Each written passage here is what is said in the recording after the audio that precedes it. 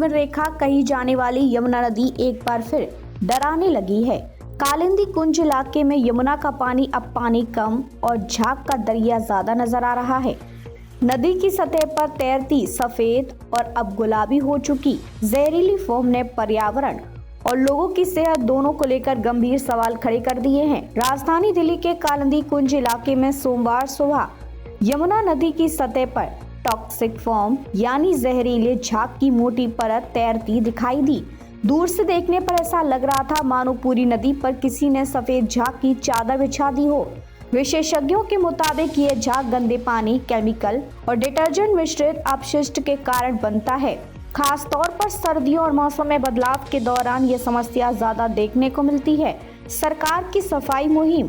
इधर दिल्ली सरकार यमुना और उससे जुड़ी बड़ी ड्रेनों की सफाई के लिए कई कदम उठा रही है। सरकार का कहना है कि नदी को साफ करने के लिए नालों की डीसिल्टिंग, कचरा हटाने और जलकुंभी की सफाई का काम तेजी से किया जा रहा है। इसी कड़ी में हाल ही में नजफगढ़ ड्रेन की सफाई के लिए अत्याधुनिक FPBS एक्सकावेटर मशीनें उतारी गई हैं।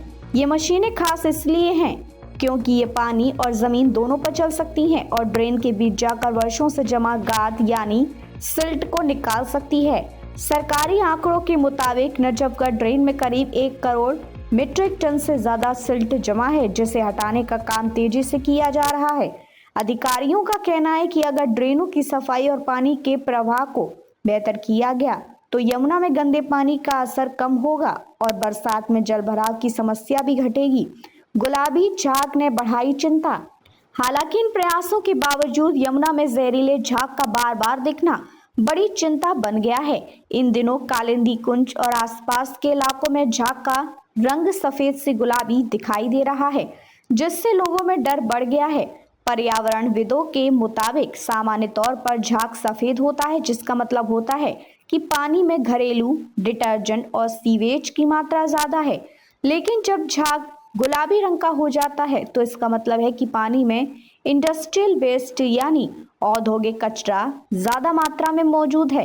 एक्सपर्ट की चेतावनी। पर्यावरणविद और अर्थ वॉरियर पंकज सिंह के अनुसार पिछले करीब 10 दिनों से कालिंदी कुंज, मदनपुर, खादर और आसपास के क्षेत्रों में यमुना की सतह पर गुलाबी झाग देखा जा रहा है। उनका कहना है कि कपड़ों की रंगाई में इस्तेमाल होने वाली डाई केमिकल जब बिना ट्रीटमेंट के नालों के जरिए यमुना में पहुंचती है तो इसी तरह का जहरीला झाग बनता है।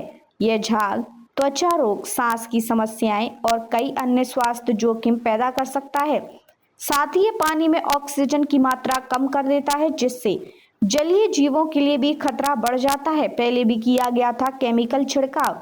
दिल्ली जल बोर्ड के अधिकारियों के मुताबिक 2025 में छठ पूजा से पहले और दिसंबर के मध्य तक यमुना में झाग हटाने के लिए करीब 46 टन केमिकल का छिड़काव किया गया था। इस केमिकल की खरीद पर लगभग 79.62 लाख रुपए खर्च किए गए थे। 15 अक्टूबर से 16 दिसंबर तक लगातार छिड़काव किया गया और नवंबर में स्थिति थोड़ी बेहतर भी हुई थी। 2 महीनों में कुल 46,150 किलो केमिकल का इस्तेमाल किया गया था। स्थायी समाधान की जरूरत। विशेषज्ञों का मानना है कि केवल केमिकल छिड़काव से समस्या का स्थायी समाधान नहीं होगा। जरूरी है कि दिल्ली और हरियाणा के औद्योगिक इलाकों से यमुना में आने वाले बिना ट्रीटमेंट के पानी को पूरी तरह रोका जाए और सीवेज ट्रीटमेंट प्लांट को अपग्रेड किया जाए। जब तक प्रदूषण के स्रोतों पर सख्ती नहीं होगी तब तक यमुना में इस तरह के जहरीले झाग का खतरा बना रहेगा। तो सवाल यही है कि क्या दिल्ली की जीवन रेखा कही जाने वाली यमुना नदी को इस जहरीले झाग से कभी स्थायी राहत मिल पाएगी या फिर हर साल इसी तरह झाग के दरिया में बदलती रहेगी। फिलहाल कालिंदी कुंज की तस्वीरें साफ बता रही हैं कि यमुना की सफाई अब सिर्फ वादों से नहीं बल्कि ठोस और सख्त कार्रवाई से ही संभव है।